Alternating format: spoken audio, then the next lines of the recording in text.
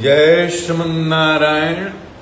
श्री धाम अयोध्या से आप सभी श्रद्धालु भाइयों को मंगलानुशासन प्रणाम। मैं गोविंदाचार्य गुप्तेश्वर जी महाराज।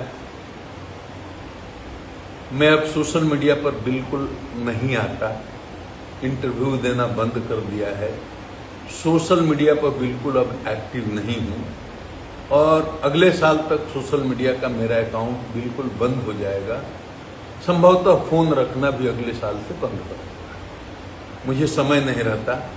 अभी तो दिन में 12 से 3 बजे तक 3 घंटे के लिए मेरा फोन खुलता है, बाकी समय में फोन अपने पास रखता नहीं। बहुत लोगों ने कल से लगातार फोन किया और सोशल मीडिया के बहुत सारे क्लिप्स भेजे।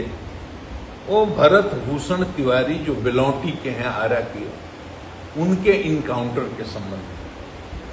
अब उसी मिट्टी में पला हूं, उसी मिट्टी में बढ़ा हूं, वहीं जवान हुआ हूं। शाहबाद की मिट्टी का मेरे ऊपर कर्ज है।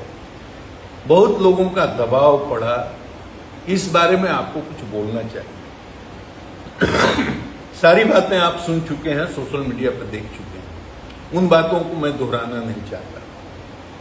2 मिनट में अपनी बात रखना चाहता हूं। मेरा प्रश्न ये है, क्या बिलौटी का भरत भूषण तिवारी अपराधी था? उसकी आपराधिक पृष्ठभूमि है? क्या वो चोर था, डाकू था, लुटेरा था, हत्यारा था, अपहरण करने वाला था, रंगदारी वसूलने वाला था, भ्रष्टाचारी था, अत्याचारी था, स्मगलर था, आतंकवादी था, नक्सलवादी था, राष्ट्रद्रोही था, समाजद्रोही था? इसका जवाब क्या है? इसमें से वो कुछ नहीं था। वो तो स्थानीय लोगों की समस्याओं को लेकर के उनकी आवाज बन करके प्रशासन और सरकार तक पहुंचाने वाला एक पागल मस्ताना दीवाना योद्धा था। मुझे तो ये देख समझ करके ही महसूस हुआ, ठीक है, जवनिया गांव के विस्थापितों को लेकर के समस्या थी, उसके लिए वो संघर्ष कर रहा था। प्रशासन और सरकार तक अपनी बात पहुंचाना चाहता था। विरोध का उसका तरीका गलत था, लेकिन उसका उद्देश्य तो बहुत ही पवित्र था।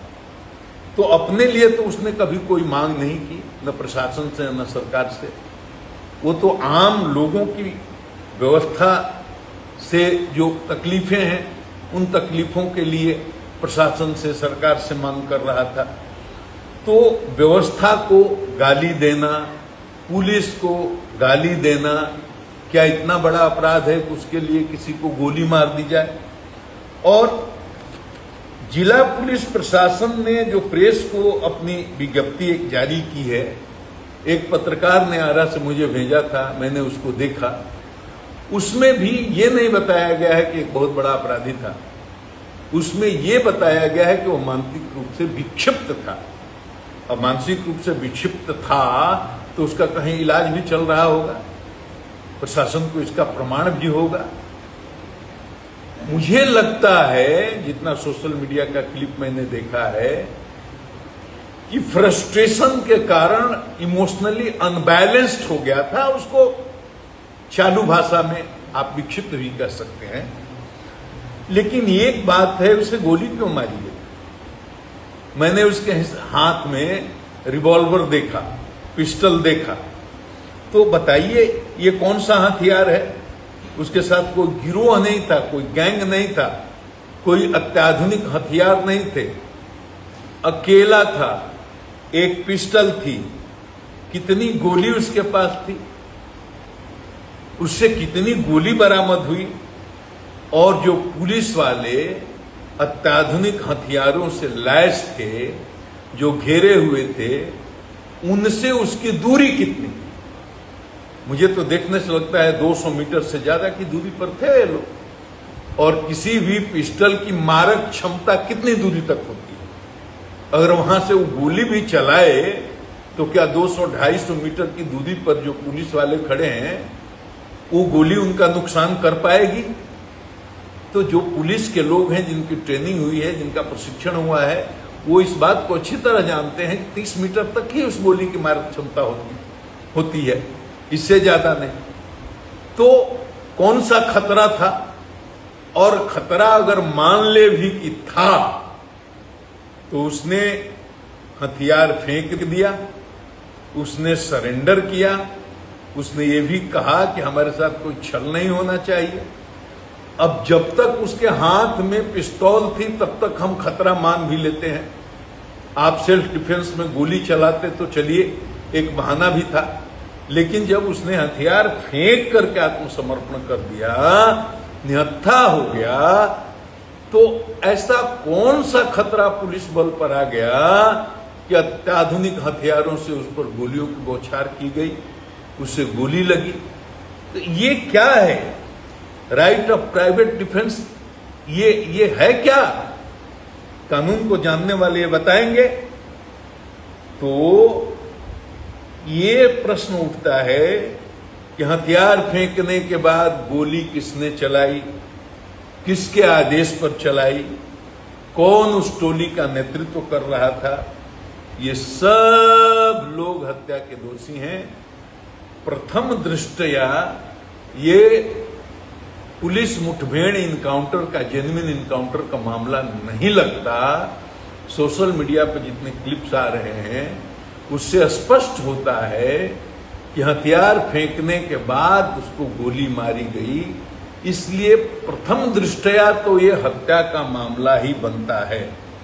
मेरा विचार जानना चाहते थे तो मेरा विचार ये है कि FIR होना चाहिए, गिरफ्तारी होनी चाहिए, SIT बनाकर एक उच्च न्यायालय के माननीय न्यायाधीश की निगरानी में इसका अनुसंधान होना चाहिए और इसका स्पीडी ट्रायल होना चाहिए। सारे दोषियों को सजा होनी चाहिए, विभागीय कार्रवाई प्रारंभ करके उनकी बर्खास्तगी की कार्रवाई भी होनी चाहिए। और सारी बातों में DGP को या मुख्यमंत्री को गाली देने से कोई फायदा। थाना में कस्टोडियल डेथ हो जाता है, उसमें DG और मुख्यमंत्री कुछ नहीं कर सकते। पुलिस की ट्रेनिंग का दोष है। गाली दे रहा था इसलिए आप पागल हो गए, आपके अहंकार को चोट लग गई, परेशान कर दिया था इसलिए आपने उसको गोली मार दी, उसकी हत्या कर दी। ये बहुत ही गैर कानूनी काम है। मैं इसकी निंदा करता हूं और सरकार से ये मांग करता हूं कि इस कलंक को धो ले और दोषियों को कड़ी से कड़ी सजा देने का यत्न करे। और मेरी संवेदनाएं मृतक के परिवार के साथ हैं। जय हिंद, जय श्रीमन।